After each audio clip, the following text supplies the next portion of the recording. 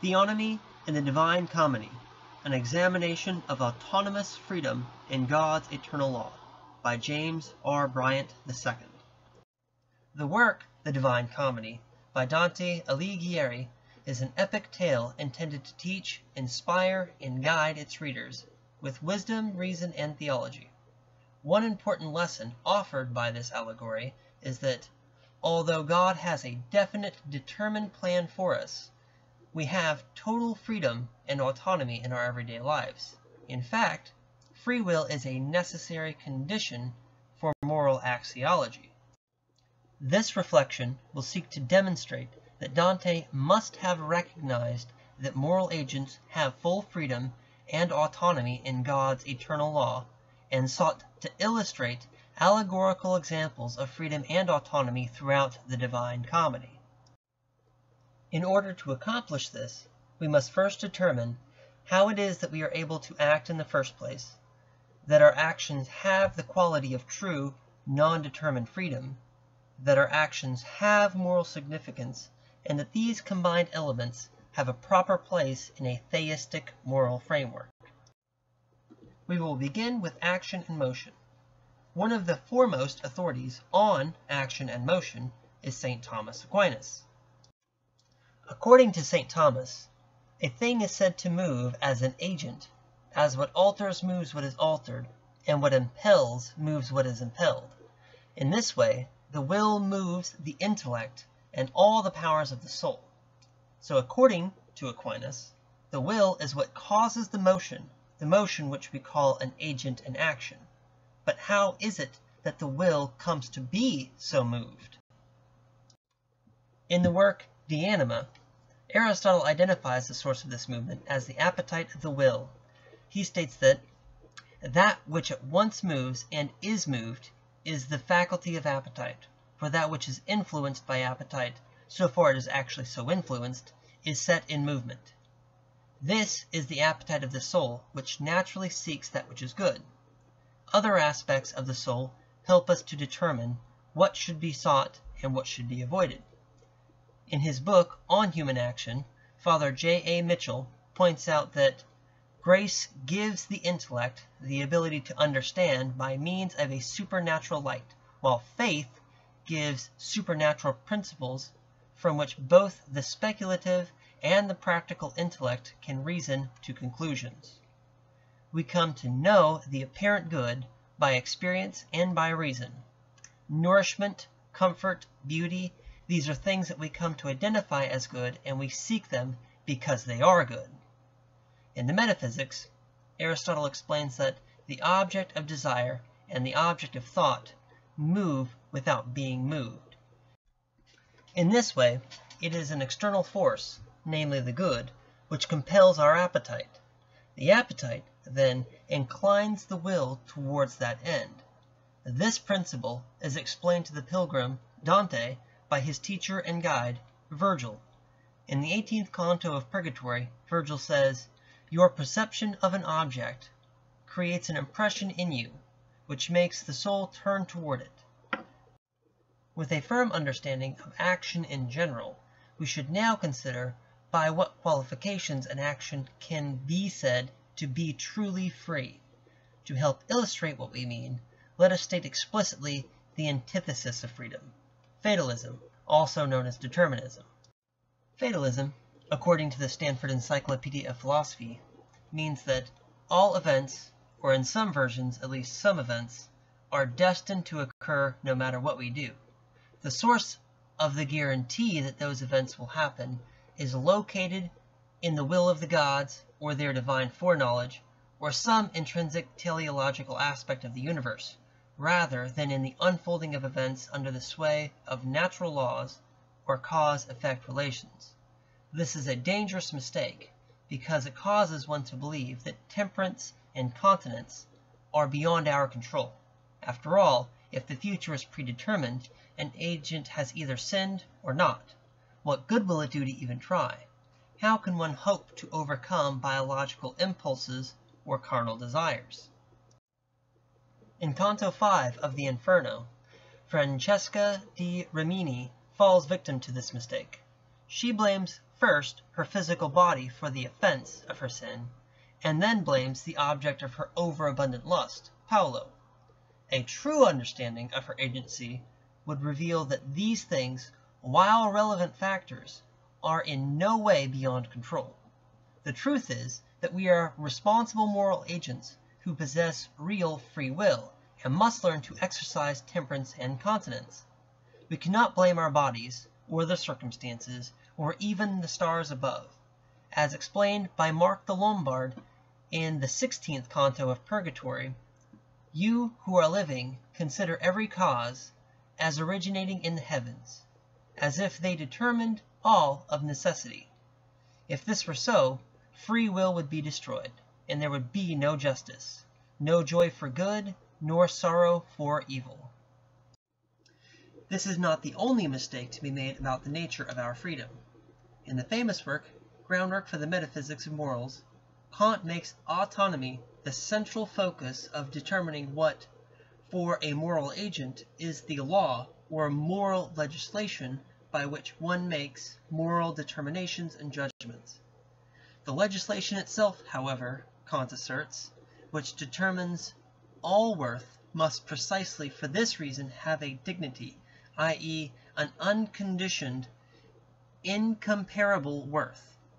By this, he means that autonomy is without equal in importance to our moral judgment. He goes on to state, more explicitly, that autonomy is thus the ground of the dignity of the human and of every rational nature. From this, it seems that any situation where a moral agent submits subserviently is by Kant's definition an example of heteronomy. The charge which we must refute is that moral agents, acting in accord with God's prescribed moral system, are appealing to an external morality rather than their own reason. From this viewpoint, one might conclude the morality of these agents is also not their own. This would mean that agents engage in a coercive morality, or heteronomy, wherein they are not properly responsible or accountable for their actions. Another interpretation of Kant's assertions, offered by Anthony Solon, is that what Kant actually expects us to do is to completely reject any advice, aid, or guidance from our communities, institutions, and traditions. In addition, Kantian morality requires that we alienate ourselves from our fellow moral agents in an attempt to eliminate coercive influences on our morality. Solon argues that were this viewpoint correct, it is unlikely that mankind would have been able to establish cooperative societies in the first place. No genuine communion among such autonomous beings is conceivable, he states. We would be left with a chaos of isolated atoms of will, sometimes rebounding against each other in war, or in the falsely called love that is often worse than war, but always essentially alone. In his article, The Freedom from Heaven and the Freedom from Hell, Solon warns of such fantasies of freedom, wherein we believe ourselves to be free from some external force, but really we are only binding ourselves in isolation. Part of this delusion comes from a belief that agents are self-made in the Kantian sense. What this means is that people reject or ignore the idea that they are made by a creator, and they believe that they are responsible for themselves, to themselves alone. This sentiment is reflected in the struggle depicted by Dante at the bottom of the Inferno. Here, Satan flaps his wings continually, creating a freezing gale, and his flapping maintains the frozen state of his prison. Satan struggles ceaselessly to lift himself up, believing that such a thing should be in his power. The result, though, is that for all his exertion, he only fortifies the icy bonds that hold him. What is ultimately achieved from such vain deviance from our inherent nature is only isolation, from others, from our true selves, and from God. Solon remarks that these individuals are free in the sense in which a being cast out of the universe and severed from true connection with every other being would be free. This should call our attention to the direct correlation between the existence of free will and the idea of justice. This relationship will be examined next. A simple way to begin thinking about this relationship is to study the difference between voluntary and involuntary acts. This topic is discussed thoroughly by Aristotle in Nicomachean Ethics. In the beginning of Book 3, Aristotle feels it necessary to establish that it is the agent that is responsible for punishable or praiseworthy acts, and not external forces. States brought about by luck, chance, or randomness are not to be included, as the agent has no control over the course of events or outcome. If we lacked all control over our actions, we could not be held responsible for those actions, and could not, therefore, reasonably be brought to justice for vile deeds or praised for virtuous ones. Aquinas echoes this sentiment in the Summa Theologica. Here he states that man has free will, otherwise counsels, exhortations, commands, prohibitions, rewards, and punishments would all be in vain. Dr. M.M. Simpson is able to explain further what Aquinas means by this. She states that, for Aquinas, human acts are acts which are willed, voluntary acts. They are more than just will, however, for Aquinas describes them as acts of deliberated willing. So, deliberation, then, is the key difference. We do not condemn a Venus flytrap for closing on its prey, nor should we. This is not a deliberate act carried out with reason and moral intent. Alternatively, we do condemn a thief for stealing the property of another. This act is carried out by a rational agent, one who deliberately chooses to put their own needs before the needs of others, and acted, again deliberately, in a way that would do harm or injury to another. Not only do we have free will, but we are responsible for our action because of free will. When we act for the good of ourselves and the good of others, we act in accord with our inherent nature, not in lockstep with some strictly dictated moral script. To act otherwise, in reality, is unnatural and irrational. Pope John Paul noted this phenomenon in the address Veritatis Splendo, or the Splendor of Truth. He says, if in fact a heteronomy of morality were to mean a denial of man's self-determination, or the imposition of norms unrelated to his good, this would be a contradiction to the revelation of the covenant and of the redemptive incarnation. Such a heteronomy would be nothing but a form of alienation, contrary to divine wisdom and to the dignity of the human person. According to the words of the Pope, it is not submission to natural law that diminishes the dignity of moral agents, as Kant would suggest. Rather, it is abandoning our natural tendencies in order to justify an independent, subjective morality, not in accord with the good, which diminishes our dignity. We as moral agents are accountable, especially in the eyes of God. To again use the words of Mark the Lombard, you are subject in your freedom to a greater force than the heavens and to a better nature, which create minds not controlled by the stars. Therefore, if the world goes astray, the cause is in yourselves. We have discussed how it is that agents act, determined that those actions are free and autonomous, and established that deliberate actions have moral significance.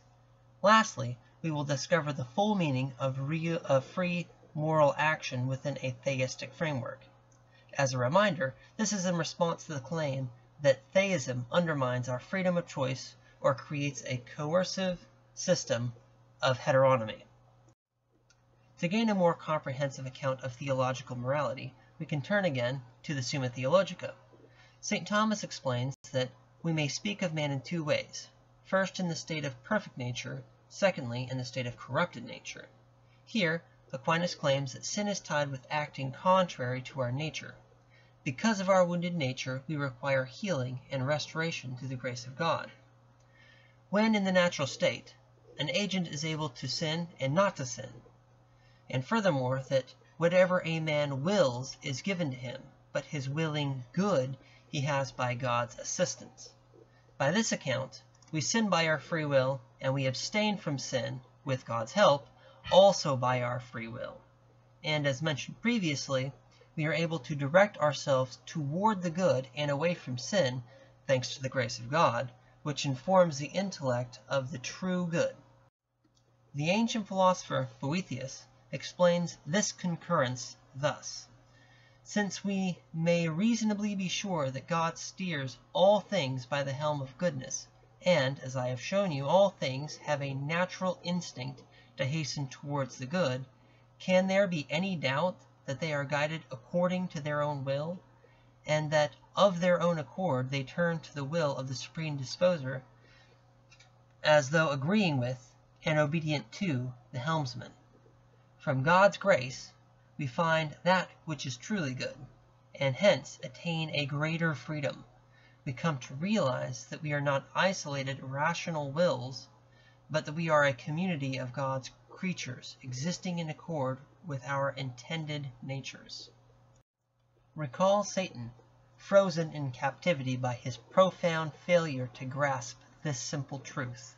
In contrast to this, Isolin mentions the angel of purgatory, whose task is ferrying souls to the shore of salvation.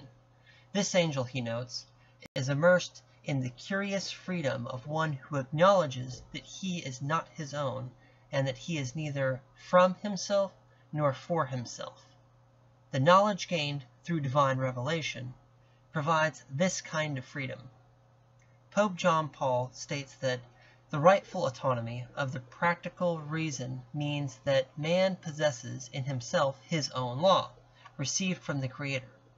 Nevertheless, he warns, the autonomy of reason cannot mean that reason itself creates values and moral norms.